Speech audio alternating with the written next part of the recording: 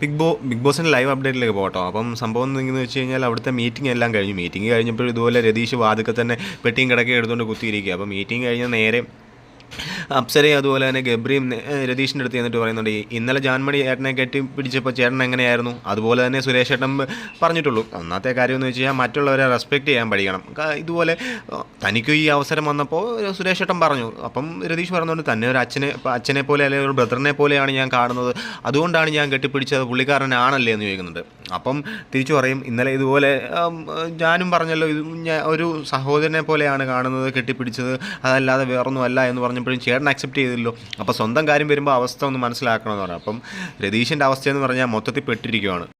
രതീഷ് അന്നേരം നൈസായിട്ട് എല്ലാവരുടെയും മുമ്പിൽ ആളാവാനെ കൊണ്ടൊന്ന് കളിച്ച് നോക്കിയതാണ്. പക്ഷേ അത് ഇന്ന് നേരെ തിരിച്ച് തനിക്കായിട്ട് പണി വരുമെന്ന് ഒട്ടും പ്രതീക്ഷിച്ചില്ല. എന്തായാലും സുരേഷ് ഇതിൻ്റെ തെറ്റ് പറയാൻ പറ്റത്തില്ല, സുരേഷ് ശരി തന്നെയാണ്. സുരേഷിന് അങ്ങോട്ട് പിടിച്ചിട്ടില്ല രതീഷിൻ്റെ സ്വഭാവം. എന്തായാലും മനസ്സിൽ കരുതി വെച്ചിരുന്ന നൈസായിട്ട് തക്ക സമയത്ത് തന്നെ പണി കൊടുത്തു. ബിഗ് ബോസ് ആണെന്നുണ്ടെങ്കിൽ ഡോറ് തുറന്നിട്ടുമില്ല, വെയിലത്ത് ഇങ്ങനെ വായി നോക്കിയത് ഇപ്പോൾ ഉണ്ട് നമ്മുടെ രതീഷ്. എന്തായാലും എല്ലാവരും ഈ കാര്യം ഓർത്തിരിക്കുന്നത് നല്ലതാണ്. സ്വന്തം അവസരം വരുന്നിടം വരെ കാത്തിരിക്കുക എന്നുള്ളതേ ഉള്ളൂ. എന്തായാലും നല്ല തകർപ്പനായിട്ട് പോയിക്കൊണ്ടിരിക്കുകയാണ് ബിഗ് ബോസ്. തുടർന്ന് ലൈവ് അപ്ഡേറ്റ് ഉണ്ടായിരിക്കുന്നതാണ്. എല്ലാവരും സബ്സ്ക്രൈബ് ചെയ്ത് സപ്പോർട്ട് ചെയ്യുക.